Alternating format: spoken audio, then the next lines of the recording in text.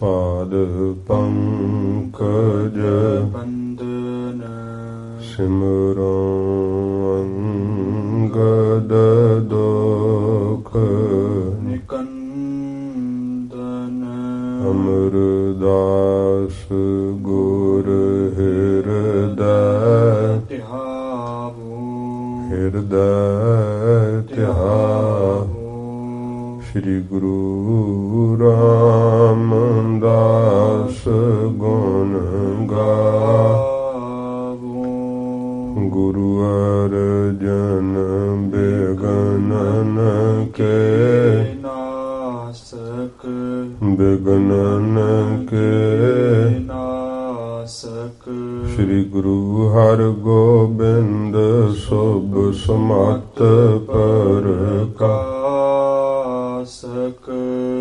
गुरु हर राय नमोकार जोरी नमोकार जोरी श्री हर कृष्ण मनाए बहोरी तेग बहादुर परम कृपाला परम कृपाला श्री गुरु गोबिंद सिंह विसाला तरुं तरा पर पुन पुन सीसा पुन पुन सीसा बंदों बार बार जगदीसा जिसमें अमृत ज्ञान है माणक भगत बैराग श्री गुरु ग्रंथ साहिब उदद बंदों कर अनुराग श्री गुर शब्द कमाए जिन जीते पंच विकार तिन संतन को बंदना सिर चरणन पर तार एकंकारा सतगुरु तेह प्रसाद सच होए वाहे गुरु जी की फतेह बिघन विनाशन सोए वाहे गुरु जी की फतेह बिघन विनाशन सोए।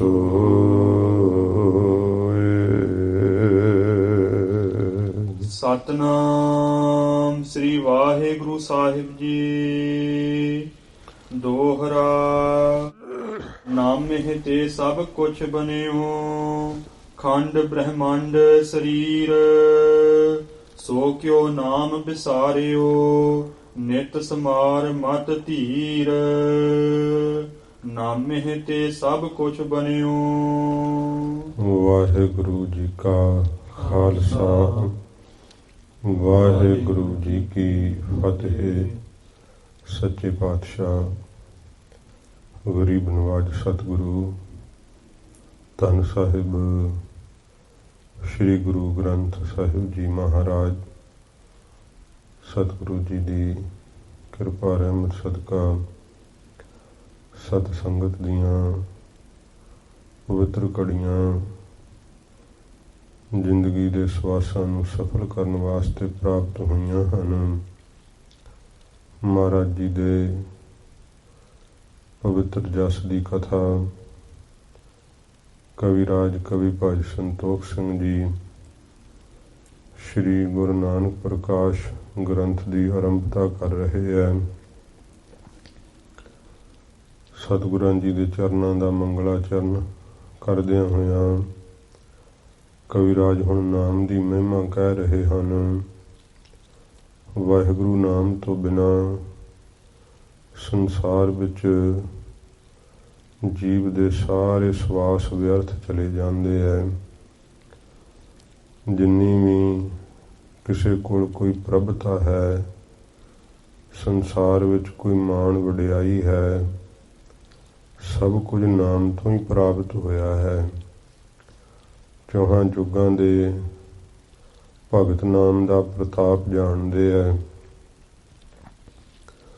ਜਿੰਨੇ ਵੀ ਕੋਈ ਤਿੰਨਾਂ ਲੋਕਾਂ ਵਿੱਚ ਸ਼ਕਤੀ ਵਾਲੇ ਹੈ ਜਾਂ ਕੋਈ ਪ੍ਰਭਾਵ ਵਾਲੀਆਂ ਚੀਜ਼ਾਂ ਹਨ, ਜਿਨ੍ਹਾਂ ਦਾ ਰੰਗ ਬਹੁਤ ਜ਼ਿਆਦਾ ਜਿਹੜਾ ਉਹ ਦਮਕਾ ਮਾਰਦਾ ਏ, ਉੱਜਲ ਸਰੀਰ ਹੈ, ਕਵੀਰਾਜ ਕਹਿੰਦੇ ਉਹ ਸਭ ਕੁਝ ਨਾਮ ਦੇ ਪ੍ਰਤਾਪ ਕਰਕੇ ਹੀ ਹੈ। ਜਿਨ ਜਿਨ ਨਾਮ ਜਪਿਆ ਏ, ਉਹਨੇ ਪ੍ਰਸਿੱਧੀ ਨੂੰ ਪਾਇਆ ਹੈ। ਨਾਮ ਸਭ ਨੂੰ ਉੱਜਲ ਕਰ ਦਿੰਦਾ ਏ, ਸਭ ਪਾਪਾਂ ਨੂੰ ਧੋ ਦਿੰਦਾ ਏ। ਵਾਹਿਗੁਰੂ ਦੇ ਨਾਮ ਨੂੰ ਜੀਵ ਭੁਲਾ ਕਰਕੇ ਤੂੰ ਸੰਸਾਰ ਵਿੱਚ ਆਪਣਾ ਸਮਾਂ ਬਤੀਤ ਕਰਦਾ ਏ। ਕਵੀਰਾਜ ਜੀ ਨੇ ਸਤਿਗੁਰੂ ਜੀ ਦੀ ਬਾਣੀ ਤੋਂ ਜਿਵੇਂ ਸਿੱਖਿਆ ਮਿਲਦੀ ਹੈ, ਉਹ ਸਰੋਤ ਰੱਖ ਕਰਕੇ ਉਪਦੇਸ਼ ਦਿੱਤਾ ਕਿ ਜੋ ਕੁਝ ਇਹ ਵਿਭੂਤੀ ਦਿਸਦੀ ਹੈ, ਸੰਸਾਰ ਵਿੱਚ ਦਿਖਾਈ ਦਿੰਦਾ ਇਹ ਧਨ ਪਦਾਰਥ, ਇਹ ਰਿਸ਼ਤੇ, ਇਹ ਮੋਹ ਦੇ ਬੰਧਨ, ਸਭ ਕੁਝ ਹੀ ਇਹ ਟੁੱਟ ਜਾਂਦੇ ਹੈ। ਜਦੋਂ ਜੀਵ ਦੇ ਅੰਤ ਦਾ ਸਮਾਂ ਆਉਂਦਾ ਏ, ਜਿਉਂਦਿਆਂ ਜੀ ਜੇ ਆਪਣੇ ਬੰਧਨ ਨਹੀਂ ਤੋੜ ਸਕਿਆ ਤਾਂ ਫਿਰ ਮਹਾਰਾਜ ਨੇ ਬਾਣੀ ਵਿੱਚ ਵੀ ਕਿਹਾ ਨਾ, ਹੇਤ ਕੇ ਬੰਧਨ ਤੋੜ ਨਾ ਸਕਹਿ, ਤਾਂ ਜਮ ਕਰੇ ਖੁਆਰੀ ਜੀਓ। ਜਿਹੜੇ ਮੋਹ ਦੇ ਪਏ ਹੋਏ ਬੰਧਨ ਇਹ ਜੀਵ ਤੂੰ ਨਾਮ ਜਪ ਕਰਕੇ ਜੇ ਨਹੀਂ ਤੋੜ ਸਕਿਆ ਤਾਂ ਜਮ ਫਿਰ ਤੈਨੂੰ ਖੁਆਰ ਕਰਨਗੇ, ਬਹੁਤ ਬੇਪਤ ਕਰਨਗੇ। ਆਪਣੇ ਅਮੋਲਕ ਸਵਾਸਾਂ ਨੂੰ ਅਜਾਈ ਨਾ ਗਵਾ, ਵਾਹਿਗੁਰੂ ਨਾਮ ਜਪ ਕਰਕੇ ਇਹਨਾਂ ਸਵਾਸਾਂ ਨੂੰ ਸਫਲਿਆਂ ਕਰ ਲੈ। ਇਉਂ ਕਵੀਰਾਜ ਜੀ ਨੇ ਜੋ ਕੱਲ ਉਪਦੇਸ਼ ਆਇਆ ਸੀਗਾ ਕਿ ਜਿਹ ਕਰਨਾ ਤੇ ਰੂਪ ਅਨੂਪਾ, ਜਿਸ ਵਾਹਿਗੁਰੂ ਦੀ ਕਿਰਪਾ ਕਰਕੇ ਤੇਰਾ ਬਹੁਤ ਸੁੰਦਰ ਸਰੂਪ ਹੈ, ਵੇਖ ਕਿਹੋ ਜੀ ਬਣਤਰ ਤੋਂ ਕਿਹੋ ਜਿਹਾ ਤੇਰਾ ਸਰੀਰ ਵਾਹਿਗੁਰੂ ਜੀ ਨੇ ਨਰ ਨਰੈਣੀ ਦੇਹੀ ਬਣਾ ਦਿੱਤੀ ਹੈ, ਤੇ ਉਸ ਨਿਰੰਕਾਰ ਦੇ ਨਾਮ ਨੂੰ ਛੱਡ ਕਰਕੇ ਤੂੰ ਰਸਾਂ ਦੇ ਅੰਨੇ ਖੂਹ ਵਿੱਚ ਡਿੱਗ ਗਿਆ ਹੈ। ਰਸਾਂ ਕਸਾਂ 'ਚ ਹੀ ਫਸਿਆ ਰਹਿਣਾ, ਕਦੇ ਪਰਮੇਸ਼ਰ ਨੂੰ ਚੇਤੇ ਨਹੀਂ ਕਰਦਾ।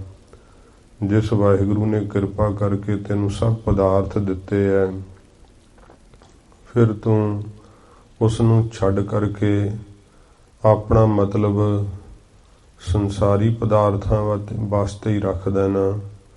ਸਭ ਕੁਝ ਲੈ ਕਰਕੇ 10 ਵਸਤੂ ਲੈ ਪਾਛੈ ਪਾਵੈ, ਏਕ ਵਸਤ ਕਾਰਨ ਬਿਖੋਟ ਗਵਾਵੈ, ਏਕ ਭੀ ਨਾ ਦੇ 10 ਪੀਹਰ ਲੈ, ਤਉ ਮੂੜਾ ਕਹੋ ਕਹਾ ਕਰੇ, ਜਿਸ ਠਾਕੁਰ ਸਿਉ ਨਾਹੀ ਚਾਰਾ, ਤਾ ਕੋ ਕੀਜੈ ਸਦ ਨਮਸਕਾਰਾ। ਇਸ ਕਰਕੇ ਤੂੰ ਮਤਲਬ ਤੇਰਾ ਪਦਾਰਥਾਂ ਵਾਸਤੇ ਹੀ ਹੈ, ਵਾਹਿਗੁਰੂ ਨੂੰ ਦਿਲ ਦੀ ਪ੍ਰੀਤ ਨਾਲ ਚੇਤੇ ਨਹੀਂ ਕਰਦਾ ਹੈ। ਮਨ ਨੂੰ ਸੰਬੋਧਨ ਕਰਦੇ ਹੋਏ ਕਹਿੰਦੇ ਨੇ, ਹੇ ਮਨਾ ਅਜੇ ਹੀ ਜਾਣ ਲੈ, ਵੇਖ ਤੇਰੇ ਕੋਲ ਅਜੇ ਸਮਾਂ ਹੈ, ਅਜੇ ਹੀ ਸਮਝ ਕਰ ਲੈ। ਜਿਸ ਦੀ ਕਿਰਪਾ ਦੇ ਕਰਕੇ ਤੈਨੂੰ ਸਾਰੇ ਮਾਣ ਦਿੰਦੇ, ਵਡਿਆਈ ਦਿੰਦੇ ਹੈ, ਤੇ ਤੂੰ ਉਸ ਵਾਹਿਗੁਰੂ ਨੂੰ ਜਪਦਾ ਨਹੀਂ, ਮਿੱਠੇ ਜਾਣ ਕਰਕੇ ਵਿਸ਼ਿਆਂ ਨੂੰ ਭੋਗੀ ਜਾਂਦਾ। ਵਾਹਿਗੁਰੂ ਦਾ ਨਾਮ ਜੋ ਸੁਖਦਾਈ ਹੈ, ਉਹਨੂੰ ਕੌੜਾ ਜਾਣ ਕਰਕੇ ਬਹੁਤ ਜ਼ਿਆਦਾ ਤੂੰ ਮਨ ਤੋਂ ਭੁਲਾ ਹੀ ਦਿੱਤਾ ਹੈ, ਤਿਆਗ ਹੀ ਦਿੱਤਾ ਹੈ। ਨਾਮ ਦੇ ਜਪਣ ਦੀ ਵੱਡੀ ਵਡਿਆਈ ਕਵੀਰਾਜ ਜੀ ਨੇ ਕਹੀ ਹੈ ਕਿ ਨਾਮ ਤੋਂ ਬਿਨਾਂ ਸਾਰਾ ਜੋ ਕੁਝ ਜੀਵ ਕਰਦਾ ਹੈ, ਜੋ ਕੁਝ ਕਮਾਉਂਦਾ ਹੈ, ਜਿੰਨੇ ਕੋਈ ਯਤਨ ਕਰਦਾ ਹੈ, ਸਭ ਵਿਅਰਥ ਚਲੇ ਜਾਂਦੇ ਹੈ, ਕਿਸੇ ਵੀ ਅਰਥ ਨਹੀਂ ਆਉਂਦੇ। ਹੋਰ ਹੁਣ ਨਾਮ ਦੀ ਮਹਿਮਾ ਜਿਵੇਂ ਅੱਜ ਆ ਰਹੀ ਹੈ ਕਥਾ, ਆਓ ਪਿਆਰ ਸਰਦਾ ਨਾਲ ਸਰਵਣ ਕਰੀਏ। ਸੱਚੇ ਪਾਤਸ਼ਾਹ ਜੀ ਦੇ ਪਵਿੱਤਰ ਚਰਨਾਂ ਦਾ ਧਿਆਨ ਕਰਦੇ ਹੋਏ ਆਖੋ ਜੀ ਸਤਿਨਾਮ ਸ਼੍ਰੀ ਵਾਹਿਗੁਰੂ ਸਾਹਿਬ ਜੀ। ਸਤਿਨਾਮ ਸ਼੍ਰੀ ਵਾਹਿਗੁਰੂ ਸਾਹਿਬ ਜੀ।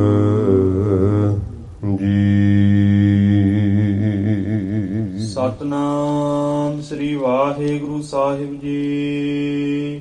ਦੋਹਰਾ ਨਾਮੇ ਤੇ ਸਭ ਕੁਛ ਬਣਿਓ।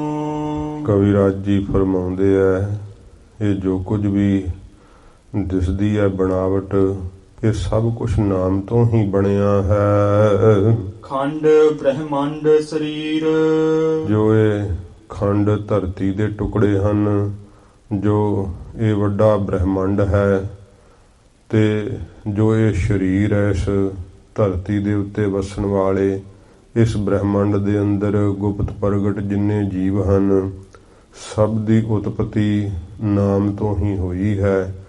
ਇਹ ਸਤਿਗੁਰਾਂ ਜੀ ਨੇ ਆਪਣੀ ਬਾਣੀ ਵਿੱਚ ਹੀ ਕਿਹਾ, ਵਾਹਿਗੁਰੂ ਨੇ, ਪਰਮੇਸ਼ਰ ਨੇ ਆਪਣੇ ਮੁਖ ਤੋਂ ਨਾਮ ਦਾ ਉਚਾਰਨ ਕੀਤਾ ਸੀ ਤੇ ਸਾਰੀ ਕਾਇਨਾਤ ਸਿਰਜ ਦਿੱਤੀ ਸੀਗੀ। ਇਉਂ ਕਬੀਰਾਜ ਕਹਿੰਦੇ ਐ, ਜੋ ਕੁਝ ਦਿਖਾਈ ਦਿੰਦਾ ਹੈ ਸਾਨੂੰ ਅੱਖਾਂ ਦੇ ਨਾਲ, ਇਹ ਧਰਤੀਆਂ, ਇਹ ਤਾਰੇ, ਇਹ ਸੂਰਜ, ਚੰਦਰਮਾ, ਆਕਾਸ਼, ਹਵਾ, ਪਾਣੀ, ਇਹ ਜੋ ਕੁਝ ਵੀ ਦਿਖਾਈ ਦਿੰਦਾ ਸਭ ਨਾਮ ਤੋਂ ਉਤਪਤ ਹੋਇਆ ਹੈ। ਅਤੇ ਵੱਡਾ ਬ੍ਰਹਮੰਡ, ਧਰਤੀ ਦੇ ਟੁਕੜੇ ਤੇ ਇਸ ਦੇ ਵਿੱਚ ਵਸਣ ਵਾਲੇ ਗੁਪਤ ਪ੍ਰਗਟ ਸਾਰੇ ਸਰੀਰ ਨਾਮ ਤੋਂ ਹੀ ਬਣੇ ਹਨ। ਸੋ ਕਿਉ ਨਾਮ ਵਿਸਾਰਿਓ। ਐਸੇ ਨਾਮ ਨੂੰ ਹੈ ਮਨਾ ਤੂੰ ਕਿਉਂ ਵਿਸਾਰ ਦਿੱਤਾ ਏ। ਨਿਤ ਸਮਾਰ ਮਦ ਧੀਰ, ਨਿਤਾ ਪ੍ਰਤੀ ਚੇਤੇ ਕਰ, ਨਿਤਾ ਪ੍ਰਤੀ ਵਾਹਿਗੁਰੂ ਨਾਮ ਦਾ ਸਿਮਰਨ ਕਰ, ਧੀਰਜ ਧਾਰ ਕਰਕੇ ਇਤਮਨਾਨ ਨਾਲ ਬਹੁਤ ਸਹਿਜ ਵਿੱਚ ਵਾਹਿਗੁਰੂ ਨਾਮ ਨੂੰ ਜਪਿਆ ਕਰ। ਪ੍ਰੇਮ ਨਾਲ ਜਪੇਂਗਾ ਤੇ ਫਿਰ ਤੇਰੇ ਸਰੀਰ ਦੀ ਐਸੀ ਜਿਹੜੀ ਆ ਅਵਸਥਾ ਆਵੇਗੀ ਕਿ ਸਰੀਰ ਦੇ ਸਭ ਬੰਧਨਾਂ ਤੋਂ ਤੂੰ ਛੁੱਟ ਜਾਵੇਂਗਾ।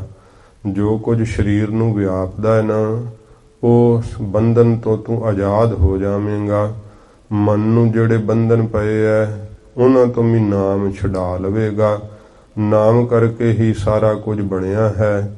ਇਸ ਕਰਕੇ ਤੂੰ ਨਾਮ ਨੂੰ ਸਦਾ ਹੀ ਸੰਭਾਰ ਚੇਤੇ ਕਰ, ਧੀਰਜ ਧਾਰੀ ਬਣ ਕਰਕੇ, ਧੀਰਜ ਮਨ ਵਿੱਚ ਰੱਖ ਕਰਕੇ, ਨਿਸ਼ਚਾ ਰੱਖ ਕੇ ਵਾਹਿਗੁਰੂ ਨਾਮ ਨੂੰ ਜਪਿਆ ਕਰ। ਸਵਈਆ ਨਾਗਨ ਤੇ ਪੁਨ ਸਾਗੁਨ ਤੇ। ਹੁਣ ਕਵਿਰਾਜ ਕਹਿੰਦੇ ਐ, ਨਿਰਗੁਣ ਸਰੂਪ ਤੋਂ ਤੇ ਪੁਨ ਫਿਰ ਸਰਗੁਣ ਸਰੂਪ ਤੋਂ। ਗੁਰ ਕੇ ਮਤ ਮੈਂ ਵੱਡ ਨਾਮ ਪਛਾਨੋ। ਗੁਰੂ ਮਹਾਰਾਜ ਜੀ ਦੇ ਮਤ ਸਿਧਾਂਤ ਦੇ ਅੰਦਰ, ਗੁਰੂ ਸਾਹਿਬ ਜੀ ਦੇ ਧਰਮ ਦੇ ਅੰਦਰ, ਘਰ ਦੇ ਅੰਦਰ ਨਾਮ ਨੂੰ ਵੱਡਾ ਪਛਾਨਣਾ ਕਰੋ। ਨਿਰਗੁਣ ਸਰੂਪ ਤੋਂ ਅਤੇ ਸਰਗੁਣ ਸਰੂਪ ਤੋਂ ਨਾਮ ਵੱਡਾ ਹੈ। ਇਹ ਗੁਰੂ ਘਰ ਦੇ ਮਤ ਦੇ ਅੰਦਰ ਇਹ ਸਿਧਾਂਤ ਹੈ ਕਿ ਨਾਮ ਵੱਡਾ ਹੈ। ਸ੍ਰੀ ਮੁਖ ਨਾਨਕ ਗੋਬਿੰਦ ਸਿੰਘ। ਸ੍ਰੀ ਮੁਖ ਤੋਂ ਧੰਨ ਗੁਰੂ ਨਾਨਕ ਦੇਵ ਸੱਚੇ ਪਾਤਸ਼ਾਹ ਜੀ ਮਹਾਰਾਜ ਨੇ ਅਤੇ ਧੰਨ ਗੁਰੂ ਗੋਬਿੰਦ ਸਿੰਘ ਸੱਚੇ ਪਾਤਸ਼ਾਹ ਜੀ ਮਹਾਰਾਜ ਜੀ ਨੇ। ਵੱਡੋ ਸਭ ਤੇ ਕਹਿ ਨਾਮ ਬਖਾਨੋ। ਸਾਰਿਆਂ ਤੋਂ ਵੱਡਾ ਨਾਮ ਨੂੰ ਕਹਿ ਕੇ ਕਥਨ ਕੀਤਾ ਹੈ। ਇਹ ਗੁਰੂ ਨਾਨਕ ਦੇਵ ਸੱਚੇ ਪਾਤਸ਼ਾਹ ਜੀ ਮਹਾਰਾਜ ਜੀ ਨੇ ਨਾਮ ਨੂੰ ਵੱਡਾ ਦੱਸਿਆ। ਫਿਰ ਧੰਨ ਗੁਰੂ ਗੋਬਿੰਦ ਸਿੰਘ ਸੱਚੇ ਪਾਤਸ਼ਾਹ ਜੀ ਮਹਾਰਾਜ ਨੇ ਨਾਮ ਨੂੰ ਸਭ ਤੋਂ ਵੱਡਾ ਕਥਨ ਕੀਤਾ ਏ। ਵੇਦ ਪੁਰਾਨ ਗ੍ਰੰਥ ਭਨੈ। ਫਿਰ 4 ਵੇਦ ਕਹਿੰਦੇ ਐ, 18 ਪੁਰਾਣ ਕਹਿੰਦੇ ਐ, ਵੇਦ ਪੁਰਾਨ ਗ੍ਰੰਥ ਭਨੈ। ਤੇ ਇਸ ਪ੍ਰਕਾਰ ਬਹੁਤ ਸਾਰੇ ਜਿਹੜੇ ਗ੍ਰੰਥ ਹਨ ਉਹ ਵੀ ਕਹਿੰਦੇ ਹਨ, ਅਥਵਾ ਸ਼੍ਰੀ ਗੁਰੂ ਗ੍ਰੰਥ ਸਾਹਿਬ ਸੱਚੇ ਪਾਤਸ਼ਾਹ ਜੀ ਮਹਾਰਾਜ ਵੀ ਨਾਮ ਨੂੰ ਸਭ ਤੋਂ ਵੱਡਾ ਕਹਿੰਦੇ ਐ। ਇਸ ਪ੍ਰਕਾਰ ਜਿਹੜੇ ਵੇਦ ਹਨ, ਪੁਰਾਣ ਹਨ, ਸਿਮਰਤ ਹਨ, ਮਹਾਰਾਜ ਨੇ ਕਿਹਾ ਨਾ ਕਿ ਵੇਦ ਪੁਰਾਣ ਜਿਹੜੇ ਹਨ ਇਹ ਸਾਰੇ ਨਾਮ ਨੂੰ ਹੀ ਜਿਹੜੇ ਆ ਉਹ ਵੱਡਾ ਦੱਸਦੇ ਆ। ਸਿਮਰਤ ਵੇਦ ਪੁਰਾਣ ਪੁਕਾਰਨ ਪੋਥੀਆਂ, ਨਾਮ ਬਿਨਾ ਸਭ ਕੂੜ ਗਾਲੀ ਹੋਛੀਆਂ। ਨਾਮ ਤੋਂ ਬਿਨਾ ਸਭ ਕੁਝ ਝੂਠ ਵੈ। ਇਹ ਸਾਰੇ ਹੀ ਧਾਰਮਿਕ ਗ੍ਰੰਥ ਇਸ ਗੱਲ ਦੀ ਗਵਾਹੀ ਭਰਦੇ ਹਨ ਤੇ ਨਾਮ ਨੂੰ ਸਭ ਤੋਂ ਵੱਡਾ ਕਹਿੰਦੇ ਹਨ। ਕਵ ਕੋਵਿਦ ਜੇ ਸਭ ਹੀ ਮਨ ਮਾਨੋ। ਜਿਹੜੇ ਕਵੀ ਗੁਣੀ ਲੋਕ ਹੈ, ਕੋਵਿਦ ਜਿਹੜੇ ਪੰਡਤ ਗਿਆਨੀ ਲੋਕ ਹਨ, ਇਸ ਪ੍ਰਕਾਰ ਕਵ ਕੋਵਿਦ ਜੇ ਸਭ ਹੀ ਮਨ ਮਾਨੋ। ਇਹ ਸਾਰੇ ਹੀ ਮਨ ਦੇ ਅੰਦਰ ਇਸ ਗੱਲ ਦੇ ਉੱਤੇ ਜਿਹੜਾ ਹੈ ਮੰਨਣ ਕਰਦੇ ਹੈ ਕਿ ਨਾਮ ਹੀ ਸਭ ਤੋਂ ਵੱਡਾ ਹੈ। ਸਿਆਣੇ ਕਵੀ ਵੀ ਇਸ ਗੱਲ ਨੂੰ ਮੰਨਦੇ ਹੈ। ਵੱਡੇ ਵੱਡੇ ਕੋਵਿਦ ਪੰਡਤ ਵਿਦਵਾਨ ਜਿਹੜੇ ਹੈ ਉਹ ਵੀ ਇਸ ਗੱਲ ਦੇ ਉੱਤੇ ਜਿਹੜਾ ਹੈ ਮੰਨਣ ਕਰਦੇ ਹੈ ਕਿ ਵਾਹਿਗੁਰੂ ਨਾਮ ਹੀ ਸਭ ਤੋਂ ਵੱਡਾ ਹੈ। ਰੇ ਮਨ ਮੂੜ ਸੋ ਨਾਮ ਪ੍ਰਤਾਪ ਹੈ। ਹੇ ਮੇਰੇ ਮੂਰਖ ਮਨਾ, ਜਿਹੜਾ ਉਸ ਨਾਮ ਦਾ ਪ੍ਰਤਾਪ ਹੈ ਵਾਹਿਗੁਰੂ ਨਾਮ ਦਾ। ਜਾਣ ਅਜਾਨ ਭਇਓ ਕਿਮ ਜਾਨੋ। ਤੂੰ ਜਾਣ ਕਰਕੇ ਵੀ ਕਿਵੇਂ ਅਣਜਾਣ ਬਣਿਆ ਹੋਇਆ ਹੈ। ਇਹ ਗੱਲ ਨਹੀਂ ਜਾਣੀ ਜਾਂਦੀ ਕਿ ਕਿਵੇਂ ਤੂੰ ਸਭ ਕੁਝ ਜਾਣ ਕੇ ਵੀ ਅਣਜਾਣ ਬਣਿਆ ਹੋਇਆ। ਸੁਣਦਾ ਵੀ ਹੈ ਤੇ ਫਿਰ ਵੀ ਭਜਨ ਵਿੱਚ ਜੁੜਦਾ ਹੀ ਨਹੀਂ। ਜਾਣ ਬੁੱਝ ਕਰਕੇ, ਜਿਵੇਂ ਮਹਾਰਾਜ ਨੇ ਕਿਹਾ ਨਾ ਕਿ ਜਾਣ ਬੂਝ ਕੇ ਬਾਵਰੈ ਤਾਂ ਕਾਜ ਵਿਗਾਰਿਓ। ਪਾਪ ਕਰਤ ਸੁਕੁਚਿਓ ਨਹੀਂ। ਤੂੰ ਪਾਪ ਕਰਦਿਆਂ ਹੋਇਆ ਆਪਣੇ ਆਪ ਵਿੱਚ ਸੰਕੋਚ ਨਹੀਂ ਕੀਤਾ, ਡਰ ਨਹੀਂ ਮੰਨਿਆ, ਨਹਿ ਗਰਭ ਨਿਵਾਰਿਓ, ਨਾ ਹੰਕਾਰ ਦੂਰ ਕੀਤਾ। ਵੇਖ, ਇਹ ਜਾਣ ਬੁੱਝ ਕੇ ਤੂੰ ਕਮਲਿਆਂ ਦੀ ਤਰ੍ਹਾਂ ਆਪਣਾ ਜਿਹੜਾ ਕਾਰਜ ਹੈ ਨਾ ਉਹਨੂੰ ਵਿਗਾੜਿਆ ਹੈ। ਇਸ ਪ੍ਰਕਾਰ ਕਵੀਰਾਜ ਕਹਿੰਦੇ ਐ, ਸਭ ਕੁਝ ਜਾਣ ਕਰਕੇ ਵੀ, ਸਮਝ ਕਰਕੇ ਵੀ ਤੂੰ ਅਣਜਾਣ ਕਿਉਂ ਬਣ ਰਿਹਾ ਹੈ? ਕਿਉਂ ਨਹੀਂ ਭਜਨ ਵਿੱਚ ਆਪਣਾ ਚਿੱਤ ਜੋੜਦਾ ਹੈ? ਇਹ ਕਹਿੰਦੇ ਹੁਣ ਕਿਵੇਂ ਤੈਨੂੰ ਸਮਝਾਵੇ ਕੋਈ। ਇਹ ਤਾਂ ਗੁਰੂ ਮਹਾਰਾਜ ਦਾ ਉਪਦੇਸ਼ ਜੇ ਤੈਨੂੰ ਸੁਣਨ ਨੂੰ ਮਿਲਿਆ ਤੇ ਸੁਣ ਕਰਕੇ ਉਹਦੀ ਕਮਾਈ ਕਰ ਲੈ। ਹੋਰ ਕੋਈ ਵੇਲਾ ਨਹੀਂ ਹੁਣ ਜੇ ਤੇਰੇ ਹੱਥ ਆਵੇਗਾ। ਇਸ ਕਰਕੇ ਤੂੰ ਹੁਣ ਭਜਨ ਵਿੱਚ ਚਿੱਤ ਜੋੜ। ਇਹ ਕਿਵੇਂ ਹੁਣ ਤੈਨੂੰ ਕੋਈ ਹੋਰ ਸਮਝਾਵੇ? ਇਹ ਕਿਵੇਂ ਜਾਣਿਆ ਜਾਵੇ ਹੁਣ ਕਿ ਤੂੰ ਸਮਝ ਜਾਵੇਂਗਾ? ਤੂੰ ਜਾਣ ਬੁੱਝ ਕਰਕੇ ਹੀ ਇਹ ਗਲਤੀ ਕਰ ਰਿਹਾ ਹੈ, ਅਣਜਾਣ ਬਣ ਰਿਹਾ ਹੈ। ਹੇ ਮੂਰਖ ਮਨਾ, ਵਾਹਿਗੁਰੂ ਨਾਮ ਦਾ ਭਜਨ ਕਰਿਆ ਕਰ।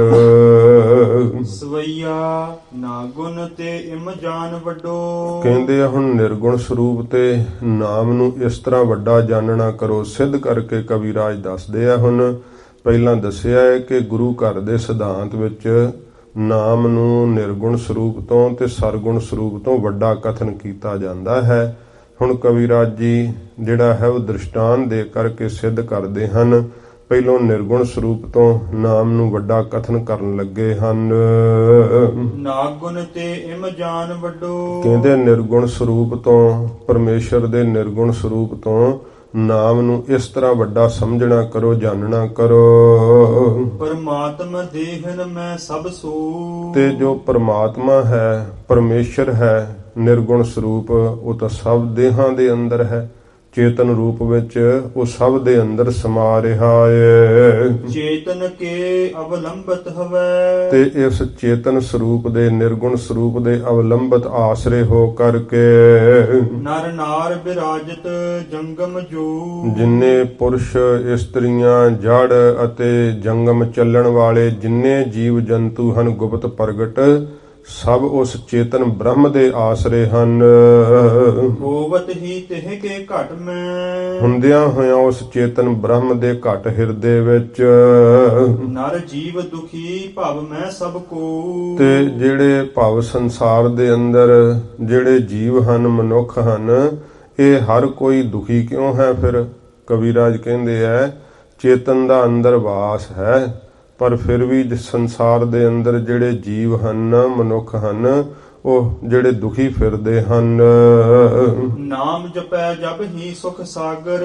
ਜਦੋਂ ਸੁੱਖਾਂ ਦਾ ਸਾਗਰ ਵਾਹਿਗੁਰੂ ਨਾਮ ਜਿਸ ਵਕਤ ਕੋਈ ਵੀ ਪ੍ਰਾਣੀ, ਕੋਈ ਵੀ ਜੀਵ ਸੰਸਾਰ ਵਿੱਚ ਜਪਦਾ ਏ, ਚੇਤਨ ਚੀਤ ਉਦੋਤ ਸੋਹੂ। ਉਸੇ ਵੇਲੇ ਚੇਤਨ ਦਾ ਪ੍ਰਕਾਸ਼ ਜਿਹੜਾ ਨਾ ਚਿੱਤ ਦੇ ਅੰਦਰ ਅਦੋਤ ਪ੍ਰਗਟ ਹੋ ਜਾਂਦਾ ਹੈ।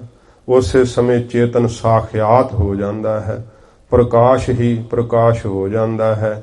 ਜਿਸ ਚੇਤਨ ਬ੍ਰਹਮ ਦਾ ਅੰਦਰ ਆਭਾਸ ਤਾਂ ਹੈ ਪਰ ਉਹ ਨਾਮ ਦੇ ਅਧੀਨ ਹੈ।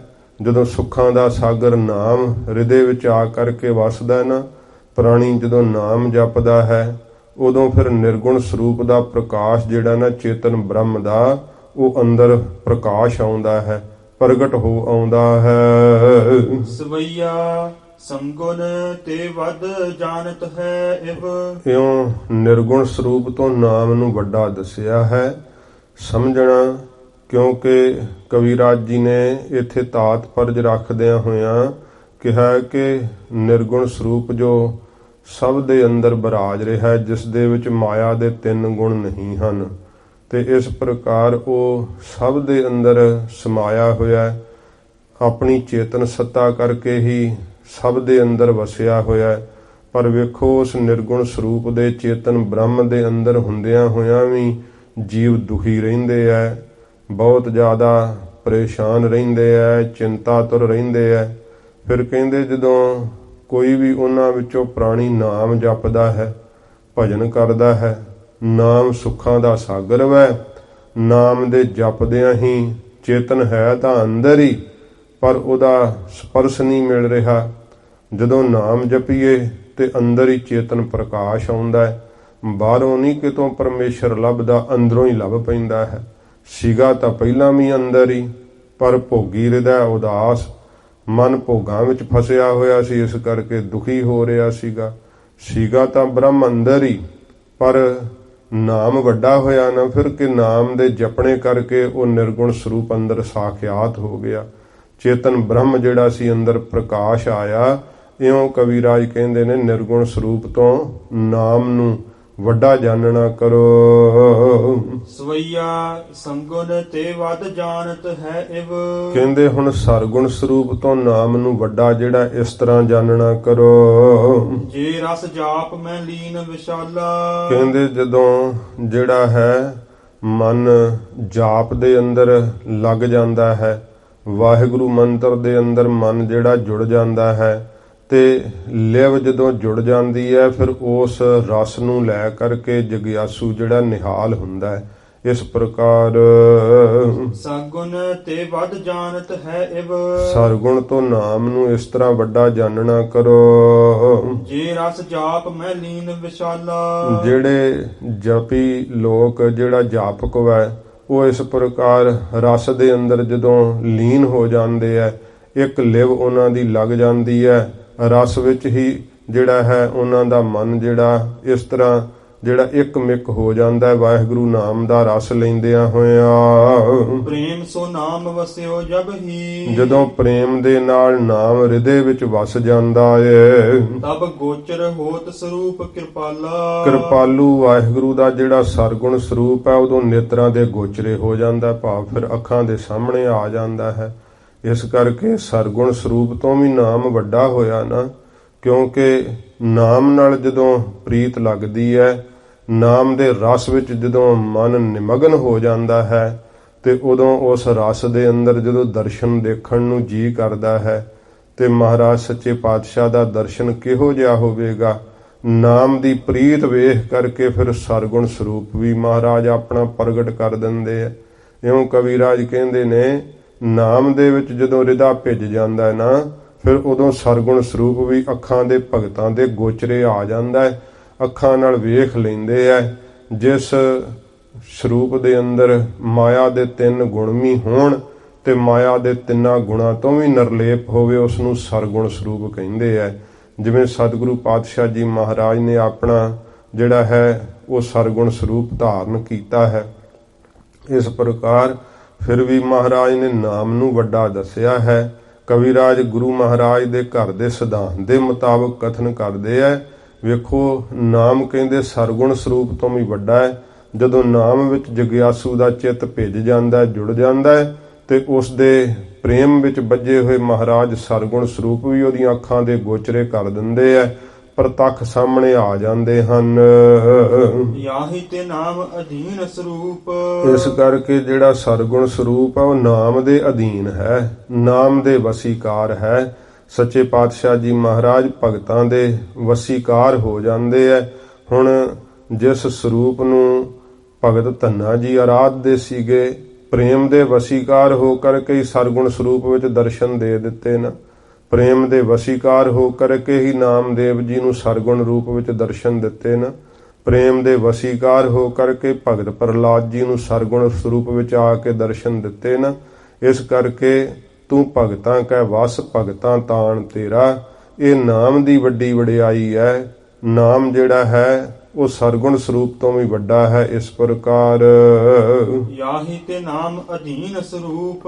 ਇਸ ਕਰਕੇ ਜਿਹੜਾ ਸਰਗੁਣ ਸਰੂਪ ਹੈ ਉਹ ਨਾਮ ਦੇ ਹੀ ਅਧੀਨ ਹੈ। ਲਖਿਓ ਭਗਤਨ ਭਲੀ ਮਤਸ਼ਾਲਾ। ਤੇ ਭਗਤਾਂ ਨੇ ਇਸ ਗੱਲ ਨੂੰ ਚੰਗੀ ਤਰ੍ਹਾਂ ਲਖ ਲਿਆ ਹੈ, ਜਾਣ ਲਿਆ ਹੈ। ਇਹ ਭਲੀ ਮਤ ਹੈ ਤੇ ਉਹ ਮਤ ਦੇ ਸ਼ਾਲਾ ਘਰ ਹੀ ਹਨ ਜਿਨ੍ਹਾਂ ਨੂੰ ਇਹ ਗੱਲ ਸਮਝ ਲੱਗ ਗਈ ਹੈ। ਜਿਨ੍ਹਾਂ ਨੂੰ ਇਹ ਤਾਤ ਪਰਜ ਪਤਾ ਲੱਗ ਗਿਆ ਨਾ, ਉਹ ਸ੍ਰੇਸ਼ਟ ਮਤ ਦਾ ਘਰ ਹੀ ਬਣ ਜਾਂਦੇ ਹੈ। ਜਿਨ੍ਹਾਂ ਨੂੰ ਇਸ ਗੱਲ ਦਾ ਬੋਧ ਆ ਜਾਂਦਾ ਹੈ ਕਿ ਨਾਮ ਸਭ ਤੋਂ ਵੱਡਾ ਹੈ। ਧਾਰ ਹਿਰਦੇ ਤਜਬੋ ਨਾ ਕਰੈ। ਉਹ ਧਾਰ ਲੈਂਦੇ ਆਪਣੇ ਹਿਰਦੇ ਵਿੱਚ, ਫਿਰ ਤਜਬੋ ਨਾ ਕਰੈ, ਛੱਡਣਾ ਨਹੀਂ ਕਰਦੇ ਕਦੇ ਵੀ ਨਾਮ ਨੂੰ। ਤਿਆਗਦੇ ਨਹੀਂ ਹਨ, ਛੱਡਦੇ ਨਹੀਂ ਹਨ। ਨਿਸ ਬਾਸੁਰ ਜੀਹ ਮੈਂ ਜਿਉ ਗਲ ਮਾਲਾ। ਰਾਤ ਦਿਨ ਹੀ ਜੀਭਾ ਦੇ ਉੱਤੇ ਨਾਮ ਜਿਹੜਾ ਹੈ ਉਹ ਵਸਾ ਲੈਂਦੇ ਹੈ। ਕਿਵੇਂ? ਜਿਵੇਂ ਕਹਿੰਦੇ ਗਲ 'ਚ ਮਾਲਾ ਪਈ ਹੁੰਦੀ ਹੈ। ਹਰ ਵੇਲੇ ਹੀ ਜਿਵੇਂ ਮਹਾਰਾਜ ਨੇ ਕਿਹਾ ਨਾ, ਪ੍ਰਭ ਜੀ ਬਸਹਿ ਸਾਧ ਕੀ ਰਸਨਾ। ਵਾਹਿਗੁਰੂ ਜੀ ਦਾ ਵਾਸ ਕਿੱਥੇ ਹੈ? ਹਜੂਰ ਕਹਿੰਦੇ ਸਾਧੂ ਦੀ ਰਸਨਾ ਤੇ ਮੇਰੇ ਵਾਹਿਗੁਰੂ ਦਾ ਵਾਸ ਹੈ। ਇਉਂ ਜਿਹੜੇ ਪਿਆਰ ਵਿੱਚ ਭਿੱਜ ਜਾਂਦੇ ਆ ਨਾ, ਉਹ ਫਿਰ ਕਦੇ ਵੀ ਤਜਦੇ ਨਹੀਂ, ਛੱਡਦੇ ਨਹੀਂ। ਵਾਹਿਗੁਰੂ ਨਾਮ ਨੂੰ ਆਪਣੀ ਜੀਭਾ ਤੇ ਹੀ ਵਸਾ ਲੈਂਦੇ ਐ। ਇਉਂ ਧਾਰਨ ਕਰ ਲੈਂਦੇ ਕੰਠ ਵਿੱਚ, ਜਿਵੇਂ ਮਾਲਾ ਧਾਰਨ ਕੀਤੀ ਹੁੰਦੀ ਹੈ। ਹਰ ਹਰ ਅੱਖਰ ਇਹ ਦੋਹੇ ਮਾਲਾ ਜਪਤ ਜਪਤ ਭਏ ਦੀਨ ਦਇਆਲਾ। ਵਾਹਿਗੁਰੂ ਵਾਹਿਗੁਰੂ ਨਾਮ ਜਿਹੜਾ ਹੈ ਨਾ, ਇਹ ਮਣਕੇ ਹੈ ਤੇ ਪ੍ਰੀਤ ਰੂਪੀ ਧਾਗੇ ਵਿੱਚ ਪਾ ਕੇ ਉਹਨਾਂ ਨੇ ਆਪਣੇ ਹਿਰਦੇ ਰੂਪੀ ਕੰਠ ਵਿੱਚ ਹੀ ਧਾਰਨ ਕਰ ਲਈ ਹੈ। ਇਸ ਤਰ੍ਹਾਂ ਦੀ ਮਾਲਾ ਜਿਹੜੀ ਹੈ ਪਹਿਰ ਲੈਂਦੇ ਆ ਪਿਆਰੇ, ਫਿਰ ਕਦੇ ਵੀ ਤਜਦੇ ਨਹੀਂ। ਇਉਂ ਸੱਚੇ ਪਾਤਸ਼ਾਹ ਜੀ ਮਹਾਰਾਜ ਦੇ ਸਿਧਾਂਤ ਦੇ ਮੁਤਾਬਕ ਕਵੀਰਾਜ ਕਹਿੰਦੇ, ਨਾਮ ਨੂੰ ਸਭ ਤੋਂ ਉੱਤਮ ਜਾਣ ਕਰਕੇ ਜਿਹੜੇ ਭਗਤ ਹਨ ਉਹ ਆਪਣੇ ਹਿਰਦੇ ਰੂਪੀ ਕੰਠ ਵਿੱਚ ਧਾਰਨ ਕਰ ਲੈਂਦੇ ਆ।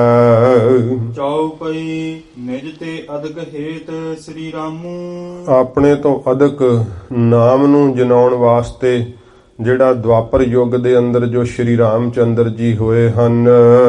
ਜਗਹਿ ਲਖਾਇਓ ਲਿਖ ਕਰ ਨਾਮੂ। ਲਿਖ ਕਰਕੇ ਨਾਮ ਜਿਹੜਾ ਸੀ ਨਾ, ਸਾਰੇ ਜਗਤ ਨੂੰ ਲਿਖਾਇਆ ਜਣਾਇਆ ਕਿ ਸਾਡੇ ਸਰੂਪ ਤੋਂ ਭਾਵੇਂ ਕਿ ਅਸੀਂ ਅਵਤਾਰ ਹਾਂ, ਪਰ ਨਾਮ ਜਿਹੜਾ ਹੈ ਉਹ ਸਭ ਤੋਂ ਵੱਡਾ ਹੈ। ਸਰਵਰ ਪਰ ਗਿਰਵਰ ਧਰ ਭਾਰੇ। ਜਿਹੜਾ ਸਰਵਰ ਸਰੋਵਰ ਭਾਵ ਕੀ ਸਮੁੰਦਰ, ਸਮੁੰਦਰ ਦੇ ਉੱਤੇ ਜਿਹੜੇ ਗਿਰਵਰ ਭਾਵ ਪਹਾੜ, ਵੱਡੇ ਵੱਡੇ ਪੱਥਰ ਜਿਹੜੇ ਚਟਾਨਾਂ ਸਨ, ਉਹ ਭਾਰੇ ਜਿਹੜੇ ਬਹੁਤ ਸਨ। ਕਿਉਂਕਿ ਪੱਥਰ ਜਿਹੜਾ ਉਹ ਤਾਂ ਪਾਣੀ ਵਿੱਚ ਡੁੱਬ ਜਾਂਦਾ ਹੈ ਨਾ, ਪਰ ਉਦੋਂ ਨਾਮ ਦੀ ਵਡਿਆਈ ਸ਼੍ਰੀ ਰਾਮਚੰਦਰ ਜੀ ਨੇ ਪ੍ਰਗਟ ਕਰਕੇ ਸੰਸਾਰ ਨੂੰ ਦਿਖਾਈ ਸੀ ਕਿ ਨਾਮ ਸਭ ਤੋਂ ਵੱਡਾ ਏ। ਤਰਵਰ ਕੇ ਪਾਤਨ ਸਮਤਾਰੇ। ਇਉਂ ਇਸ ਪ੍ਰਕਾਰ ਬ੍ਰਿਕਸ਼ਾਂ ਦੇ ਪੱਤਿਆਂ ਦੀ ਤਰ੍ਹਾਂ ਉਹ ਜਿਹੜੇ ਪਹਾੜ ਸੀ ਨਾ, ਧਾਰ ਦਿੱਤੇ, ਉਹਨਾਂ ਦੇ ਉੱਤੇ ਨਾਮ ਲਿਖ ਕਰਕੇ ਜਣਾਇਆ ਕਿ ਜੇ ਵੇਖੋ ਪੱਥਰ ਤਰ ਸਕਦੇ ਆ ਨਾ ਨਾਮ ਦੇ ਲਿਖਣੇ ਕਰਕੇ, ਤੇ ਫਿਰ ਜੀਵ ਵੀ ਸੰਸਾਰ ਤੋਂ ਤਰ ਸਕਦਾ ਜਿਹੜਾ ਆਪਣੇ ਹਿਰਦੇ ਰੂਪੀ ਪੱਥਰ ਦੇ ਉੱਤੇ। ਕਿਉਂਕਿ ਪੱਥਰ ਵਰਗਾ ਕਠੋਰ ਜੇ ਕੋਈ ਭਾਵ ਹੀ ਨਹੀਂ ਸਮਝ ਪੈਂਦਾ, ਦਇਆ ਨਹੀਂ ਆਉਂਦੀ, ਬਰਾਗ ਨਹੀਂ ਆਉਂਦਾ, ਤੇ ਇਸ ਪ੍ਰਕਾਰ ਪੱਥਰ ਵਰਗੇ ਹੀ ਦਿਲ ਹੁੰਦੇ ਆ ਨਾ। ਤੇ ਜੇ ਕਹਿੰਦੇ ਐਸੇ ਕਠੋਰ ਚਿੱਤ ਦੇ ਉੱਤੇ ਵੀ ਨਾਮ ਲਿਖੇ ਨਾ, ਤੇ ਉਹ ਵੀ ਭਵਜਲ ਸੰਸਾਰ ਸਮੁੰਦਰ ਤੋਂ ਤਰ ਸਕਦਾ ਹੈ। ਇਹ ਸ਼੍ਰੀ ਰਾਮਚੰਦਰ ਜੀ ਨੇ ਦੁਆਪਰ ਯੁੱਗ ਦੇ ਵਿੱਚ ਵੀ, ਕਿਉਂਕਿ ਚੌਹਾਂ ਯੁੱਗਾਂ 'ਚ ਹੀ ਨਾਮ ਦੀ ਵਡਿਆਈ ਹੈ। ਜਿੰਨੇ ਕਿਸੇ ਨੇ ਵੀ ਮੁਕਤੀ ਪਾਈ ਹੈ ਨਾ, ਚੌਹਾਂ ਯੁੱਗਾਂ 'ਚ ਨਾਮ ਤੋਂ ਹੀ ਪਾਈ ਹੈ। ਭਾਵੇਂ ਉਹ ਪਹਿਲਿਆਂ ਯੁੱਗਾਂ ਵਿੱਚ ਹੋਰ ਵੀ ਸਾਧਨ ਸੀਗੇ, ਸਤ ਪ੍ਰਤੱਗੀ ਸਨ, ਪੂਜਾ ਕਰਦੇ ਸੀ, ਜਗ ਕਰਦੇ ਸੀਗੇ, ਤੇ ਕੱਲ ਕੇਵਲ ਨਾਮ ਆਧਾਰ। ਕਲਯੁਗ ਦੇ ਵਿੱਚ ਤਾਂ ਕੇਵਲ ਹੈ ਹੀ ਨਾਮ ਦਾ ਆਸਰਾ, ਪਰ ਪਹਿਲਿਆਂ ਯੁੱਗਾਂ 'ਚ ਵੀ ਜੇ ਕਿਸੇ ਮੁਕਤੀ ਪਾਈ ਸੀ ਤੇ ਨਾਮ ਤੋਂ ਹੀ ਪਾਈ ਸੀਗੀ। ਇਉਂ ਕਵੀਰਾਜ ਫਰਮਾਉਂਦੇ ਹਨ। ਪਿਛਲੀ ਪੰਕਤੀ ਪੜ੍ਹੋ ਫੇਰ। ਸਰਵਰ ਪਰ ਗਿਰਵਰ ਧਰ ਭਾਰੇ। ਇਉਂ ਜਿਹੜੇ ਸਮੁੰਦਰ ਦੇ ਉੱਤੇ ਭਾਰੇ ਭਾਰੇ ਜਿਹੜੇ ਪੱਥਰ ਸਨ, ਵੱਡੀਆਂ ਚਟਾਨਾਂ ਪਹਾੜ ਵਰਗੇ, ਤਰਵਰ ਕੇ ਪਾਤਨ ਸਮਤਾਰੇ। ਰੁੱਖਾਂ ਦੇ ਪੱਤਿਆਂ ਦੇ ਵਾਂਗ ਧਾਰ ਦਿੱਤੇ, ਨਾਮ ਦੀ ਮਹਿਮਾ ਜਣਾ ਦਿੱਤੀ ਕਿ ਨਾਮ ਤਾਂ ਸਭ ਤੋਂ ਵੱਡਾ ਹੈ। ਪੁਨ ਸ੍ਰੀ ਗੁਰ ਅਰਜਨ ਗਤ ਦਾਈ। ਫਿਰ ਧੰਨ ਗੁਰੂ ਅਰਜਨ ਦੇਵ ਸੱਚੇ ਪਾਤਸ਼ਾਹ ਜੀ ਮਹਾਰਾਜ, ਮੁਕਤੀ ਦਾਤਾ ਸਤਿਗੁਰੂ ਜੀ, ਨਿਜ ਤੇ ਮਹਿਮਾ ਅਦਕ ਲਖਾਈ। ਆਪਣੇ ਆਪ ਤੋਂ ਸੱਚੇ ਪਾਤਸ਼ਾਹ ਜੀ ਨੇ ਨਾਮ ਦੀ ਮਹਿਮਾ ਅਦਕ ਵੱਡੀ ਲਿਖਾਉਣਾ ਕੀਤੀ, ਜਨਾਉਣਾ ਕੀਤੀ।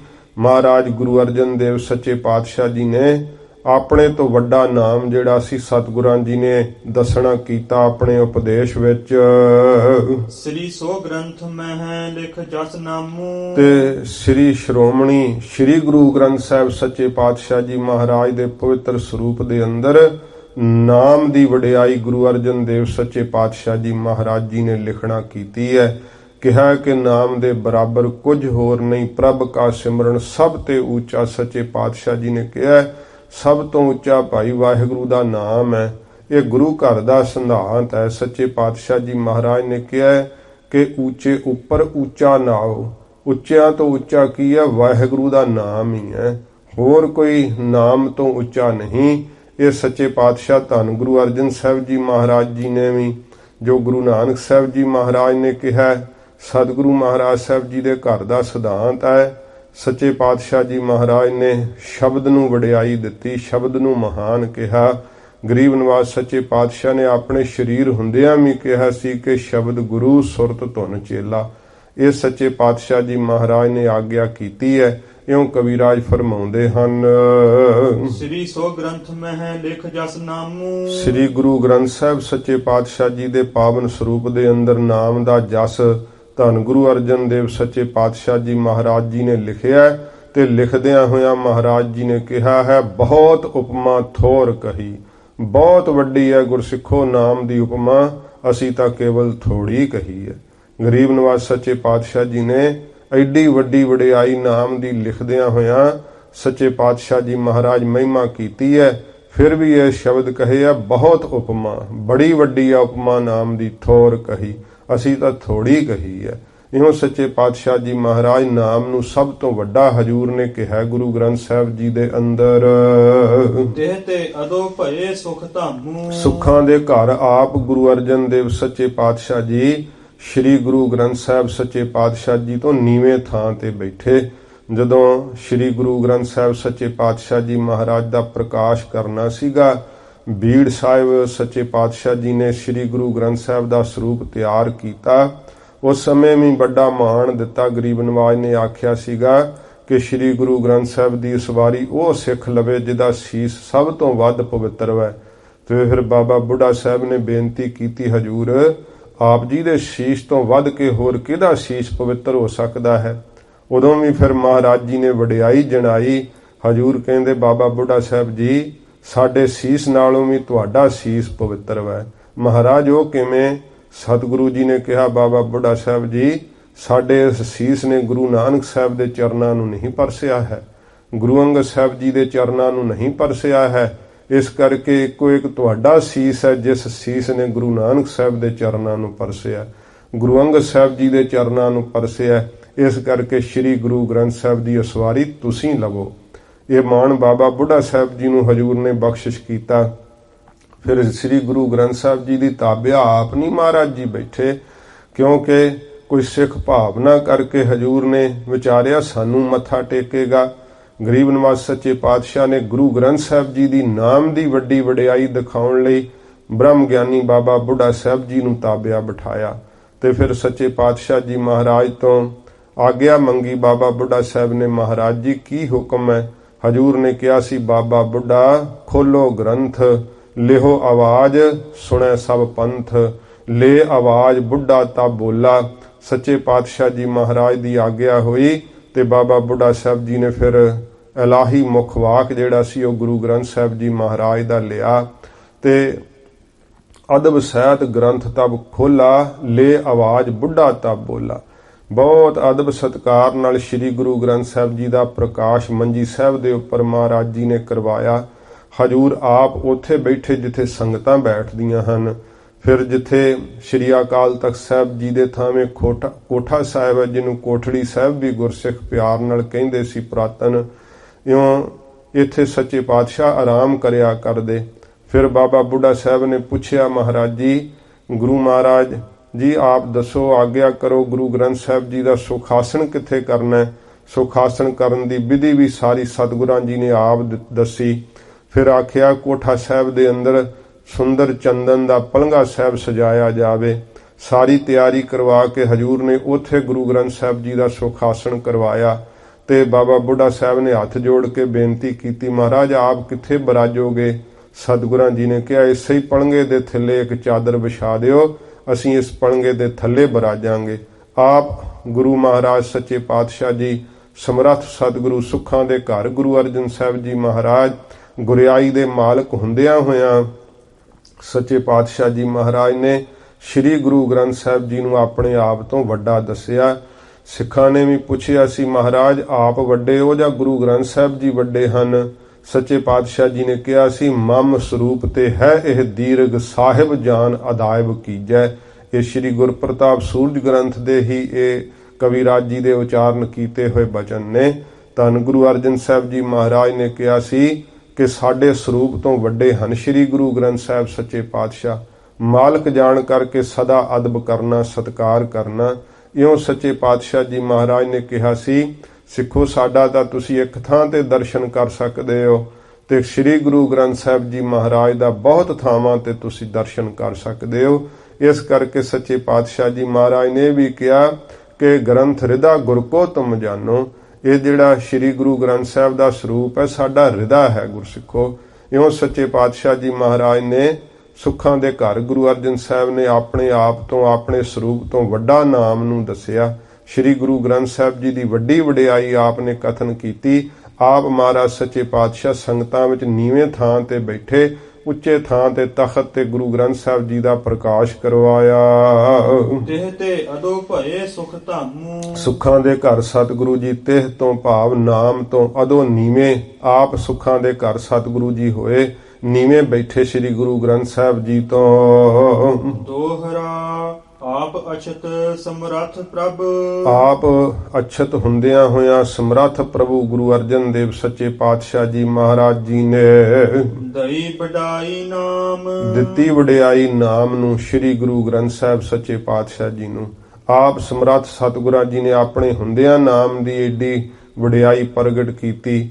ਤੇ ਇਹ ਇਸ਼ਾਰਾ ਕਵਿਰਾਜ ਜੀ ਜੋ ਹੈ ਧੰਨ ਗੁਰੂ ਗੋਬਿੰਦ ਸਿੰਘ ਸੱਚੇ ਪਾਤਸ਼ਾਹ ਜੀ ਮਹਾਰਾਜ, ਜੋ ਨੰਦੇੜ ਦੇ ਅੰਦਰ ਸਤਿਗੁਰਾਂ ਜੀ ਨੇ ਜੋ ਸਤਿਗੁਰਾਂ ਕ੍ਰਿਸ਼ਮਾ ਕੀਤਾ, ਬਖਸ਼ਿਸ਼ ਕੀਤੀ, ਉਹਦੇ ਵੱਲ ਇਸ਼ਾਰਾ ਕਰਦੇ ਆ। ਇਸੇ ਪ੍ਰਕਾਰ ਹੀ ਆਪ ਅਛਤ ਸਮਰੱਥ ਪ੍ਰਭ।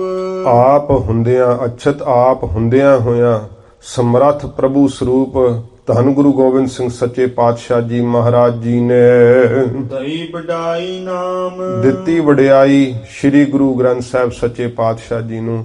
ਮਹਾਰਾਜ ਸੱਚੇ ਪਾਤਸ਼ਾਹ ਜੀ ਨੇ ਜਦੋਂ ਗਰੀਬ ਨਵਾਜ ਜੀ ਜੋਤੀ ਜੋਤ ਸਮਾਉਣ ਲੱਗੇ, ਤਿਆਰਾ ਕਰ ਲਿਆ, ਕਮਰ ਕੱਸਾ ਕਰ ਲਿਆ, ਫਿਰ ਖਾਲਸੇ ਨੇ ਬੇਨਤੀ ਕੀਤੀ, ਸੱਚੇ ਪਾਤਸ਼ਾਹ ਜੀ ਗਰੀਬ ਨਵਾਜ, ਇਹ ਤਾਂ ਆਪਦੇ ਘਰ ਦੀ ਰੀਤ ਤੁਰੀ ਆਈ ਹੈ, ਸੱਚੇ ਪਾਤਸ਼ਾਹ ਜੀ ਸਾਨੂੰ ਅੱਗੇ ਕਿਹਦੇ ਲੜ ਲਾ ਚੱਲੇ ਹੋ?